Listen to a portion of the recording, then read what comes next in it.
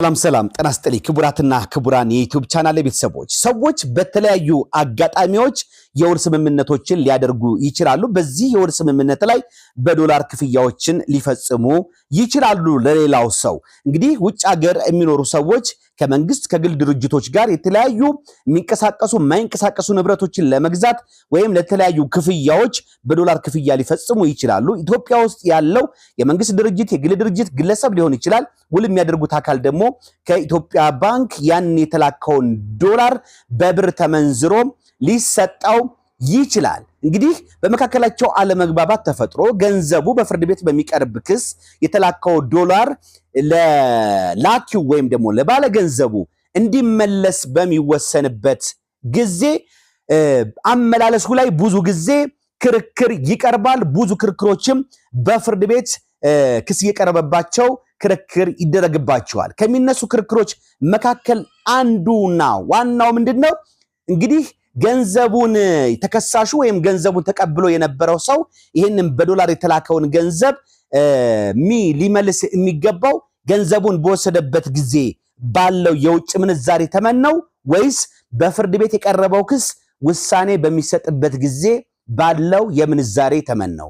ወይስ ተከሳሽ ገንዘቡን ለከሳሽ ወይም ለባለ ገንዘቡ በሚከፍልበት ጊዜ ባለው የውጭ ምንዛሬ ተመን ነው የሚሉ አከራካሪ ጉዳዮች ይቀርቡበታል። ምክንያቱም በፊት የነበረው ዶላሩ በሚላክበት ጊዜ የነበረው የብር ምንዛሬ ተመንና ከብዙ ክርክር በኋላ ከብዙ ቆይታ በኋላ የሚኖረው የዶላር ምንዛሬ ስለሚለያይ አሁን ድሮ በነበረው የዶላር ምንዛሬ ገንዘብህ ይመለስልህ የሚባል ከሆነ በኢትዮጵያ ብር ተቀይሮ የብሩ የመግዛት አቅም ስለሚዳከምና እንደዚሁም ስለሚወርድ ሰውየው ይጎዳል የሚል ክርክር ይቀርባል። ስለዚህ ይህ በሚሆንበት ጊዜ እንግዲህ እንዴት ፍርድ ቤቶች ያስተናግዱታል የሚለውን ጉዳይ በተመለከተ ጥርት ያለ ግንዛቤ እንዲኖራችሁ ከፌደራል ከፍተኛ ፍርድ ቤት ጀምሮ እስከ ፌደራል ጠቅላይ ፍርድ ቤት ሰበር ሰሚ ችሎት ድረስ ክርክር የተደረገበትና የ150 ሺህ የአሜሪካን ዶላርን በተመለከተ ክርክር የተደረገበትን ጉዳይ አቀርብላችኋለሁ። በጣም አስተማሪና ጠቃሚ የህግ ክርክር በመሆኑ በእያንዳንዱ የፌደራል ከፍተኛ ፍርድ ቤት የሰጠው ውሳኔ እንደገና የፌደራል ጠቅላይ ፍርድ ቤት ይግባኝ ሰሚ ችሎት የሰጠው ውሳኔ ፋይናሊ ደግሞ የፌደራል ጠቅላይ ፍርድ ቤት ሰበር ሰሚ ችሎት የሰጣቸው ውሳኔዎች ምንድናቸው? ውሳኔዎቹ እየተቀያየሩ ነው በፍርድ ቤቶቹ ሲሰጡ የነበረው። ስለዚህ በምን አግባብ አንደርስታንድ ያደረጉት ፍርድ ቤቶቹ በሚለውን በእናንተ አምሮ የሚጉላላውን ጥያቄ የሚመልስ ስለሆነና አስተማሪ ስለሆነ እንድትከታተሉት እጋብዛችኋለሁ። ይህ ጉዳይ እንግዲህ የቀረበው በመጀመሪያ ደረጃ ለፌደራል ከፍተኛ ፍርድ ቤት ወይም ከፌደራል ከፍተኛ ፍርድ ቤት የተነሳ ክርክር ነው፣ የጀመረ ክርክር ነው። የ150 ሺህ ዶላሩ እንግዲህ 150 ሺህ ዶላር ከኬንያ ወደ ኢትዮጵያ የላኩ ግለሰብ የገንዘቡ ወይም 150 ሺህ ዶላሩ ለተባለለት ጥቅም ሳይውል ስለቀረ ገንዘቡ ይመለስልኝ በሚል ክስ ያቀርባሉ በፌደራል ከፍተኛ ፍርድ ቤት። እንግዲህ የገንዘቡ አመላለስ ላይ የፌደራል ከፍተኛ ፍርድ ቤት ምንድነው ውሳኔ የሰጠው? ገንዘቡን ከባንክ የወሰዱት ወደ ኢትዮጵያ ብር ተመንዝሮ ነው ተከሳሽ። ስለሆነም ገንዘቡ ሊመለስ የሚገባው በኢትዮጵያ ብር በመሆኑ ተከሳሽ በወቅቱ የተቀበሉትን ክፍያ ወይም ብሩን ሲቀበሉ በነበረበት ወቅት ባለው የዶላር ምንዛሬ ተመን ለከሳሽ ወይም ለባለ ገንዘቡ ሊመለስላቸው ይገባል። ብሩ እንዲከፈል ፍርድ ቤቱ ውሳኔ በሚሰጥበት ወቅት ባለው የዶላር ምንዛሬ ብሩ እንዲከፈለኝ በሚል ያቀረቡት ክስ ባለ ገንዘቡ ማለት ነው ወይም ከሳሽ ተቀባይነት የለውም በሚል ውሳኔ ሰጥቷል። ስለዚህ ገንዘቡ ሊመለስላቸው የሚገባው ክሱ ከቀረበበት ጊዜ ጀምሮ ወለዱም የሚታሰበው ደግሞ ወለድን በተመለከተ ክሱ ከቀረበበት ጊዜ ጀምሮ እንጂ ገንዘቡን ተከሳሽ ከባንክ ከተቀበሉበት ጊዜ ጀምሮ አይደለም በሚል ወለድንም በተመለከተ ውሳኔ ይሰጣል። ከሳሽ እንግዲህ በዚህ የከፍተኛው ፍርድ ቤት ውሳኔ ቅር ይሰኙና ለፌደራል ጠቅላይ ፍርድ ቤት ሰበር ሰሚ ይግባኝ ሰሚ ችሎት ይግባኛቸውን ያቀርባሉ። በይግባኛቸውም እንግዲህ ለተከሳሽ በዶላር የላኩት ክፍያ ተከሳሽ ሲጠቀምበትና ትርፍ ሲያገኝበት ኖሮ ለኔ ጥቅም ባልዋለበት ገንዘቡ በተላከበት ወቅት ባለው የምንዛሬ ዋጋ ነው ገንዘቡ ሊመለስልህ የሚገባው ተብሎ ከፍተኛው ፍርድ ቤት ውሳኔ መስጠቱ አግባብ አይደለም። የደረሰብኝንም ጉዳት ያገናዘበ አይደለም። ወለድም ሊታሰብልኝ የሚገባው ክሱን ካቀረብኩበት ጊዜ ጀምሮ ሳይሆን ተከሳሽ ወይም ገንዘቡን የላኩለት ሰው ገንዘቡን ከተቀበለበት ጊዜ ጀምሮ ሊሆን ይገባል በሚል ክስ ይግባኛቸውን ያቀርባሉ። ይግባኙም ያስቀርባል ተብሎ ተከሳሽም የራሱን ክርክር በዚህ ጉዳይ ላይ ያቀርባል። እንግዲህ የፌደራል ከፍተኛ ይግባኝ ሰሚ ችሎቱ ይሄንን ይግባኝ ካከራከረ በኋላ ምን በሚል ነው ውሳኔ የሰጠው? ከሳሽ በገንዘባቸው ምንም ጥቅም ሳያገኙ ቆይተው ተከሳሽ ግን ገንዘቡን ከተቀበለበት ቀን ጀምሮ በገንዘቡ ለራሱ ጥቅም በመዋል ከፍተኛ ገቢ እንዳገኘበት የሚገመት በመሆኑ እንደዚሁም ከሳሽ ባለገንዘቡ ይህንን ገንዘብ ለራሳቸው የንግድ ስራ ወይም ለሌላ አገልግሎት አውሎት ቢሆን ኖሮ በወቅቱ ከፍተኛ ጥቅም ሊያገኙበት እንደሚችሉ የሚገመት በመሆኑ ከሳሽ ወይም ባለገንዘቡ የገንዘባቸው ዋጋ ሳይወርድ አቻው የብር ምንዛሬው እስካላገኙ ድረስ ገንዘባቸውን በተሟላ ሁኔታ ተመልሶላቸዋል ሊባል ስለማይችል ገንዘቡ ሊመለስላቸው የሚገባው ላቀረቡት ክስ ፍርድ ቤት ውሳኔ ከሰጠበት ጊዜ ጀምሮ ባለው ምንዛሬ በዛን ወቅት ባለው ምንዛሬ መሆን ይኖርበታል እንጂ ከፍተኛው ፍርድ ቤት እንዳለው ገንዘቡን ተከሳሹ ወይም ገንዘቡን የተቀበለው ሰው በሚቀበልበት ወቅት ባለው ምንዛሬ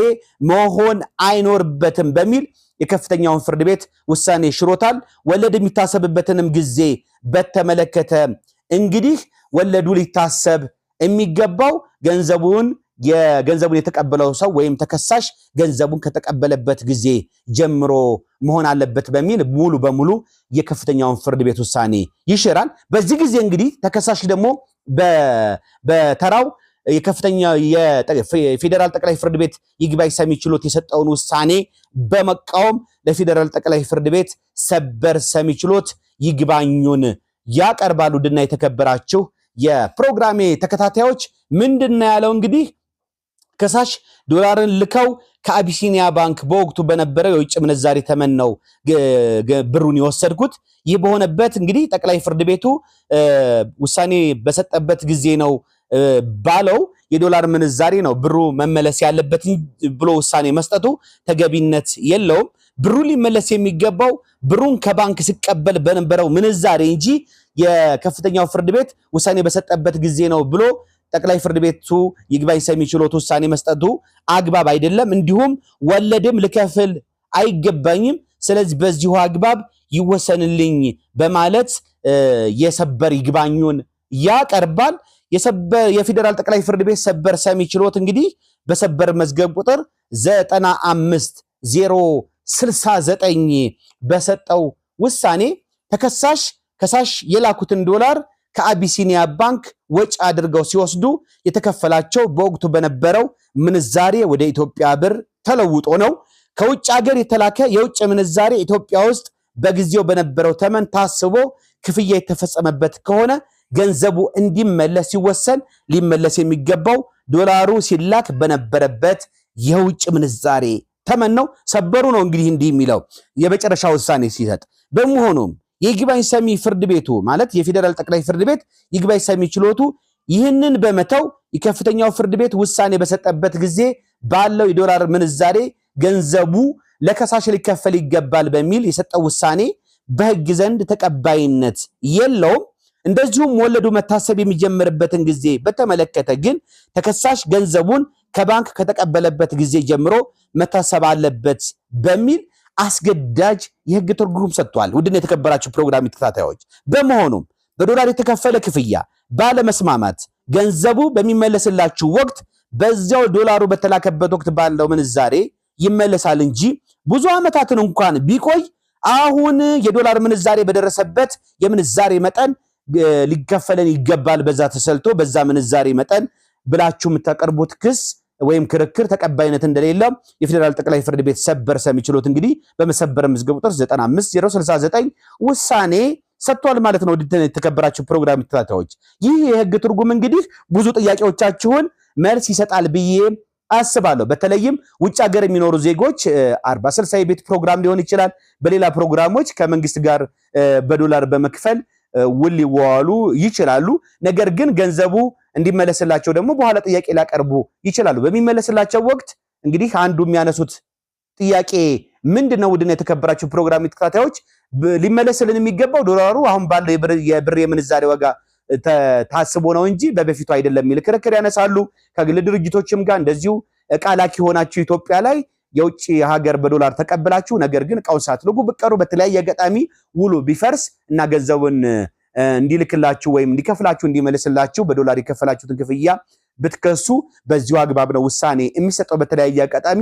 ስለዚህ ጠቃሚ የሆነ የህግ ምክር ይጠቅማችኋል ብዬ አስባለሁ። አብሬያችሁ ነበርኩት የእናንተው ጠበቃና የህግ አማካሪ ሱፋ ከበረ ነበርኩኝ። መልካም ጊዜ እንዲሆንላችሁ እመኛለሁ።